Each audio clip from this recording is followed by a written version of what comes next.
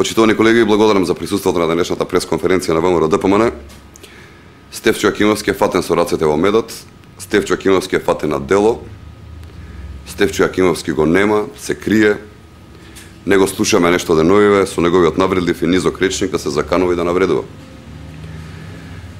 Нека продолжи така му личи нему, а ние ќе продолжиме да ги објавуваме сите докази и аргументи за неговата вмешаност во аферата Галеб.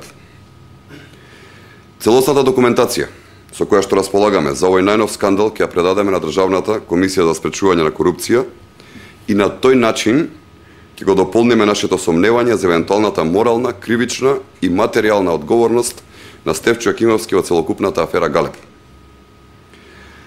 А документите сведочат дека министерот Стефчо Јакимовски одлучувал кога и колку пари ќе бидат исплатени на неговиот ресторан Галеб. Замислете кој судир со законот е тоа. Сам на себе да си префрлаш пари од државната каса. За сметка на парите на граѓаните, Стефчо Јакимовски плаќал скапи ручеци со државни пари кои одели на контото на неговата приватна фирма. Од документите со кои што располагаме, можеме да видиме дека Стефчо Јакимовски како министер за економија извршил злоупотреба на службена должност и е повеќе од очигледен конфликтот на интереси.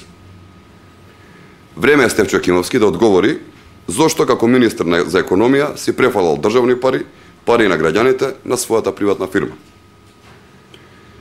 Но го повикуваме и Социјалдемократскиот сојуз да се огради и да го осуди нечестното работење на Стефчо Јакимовски.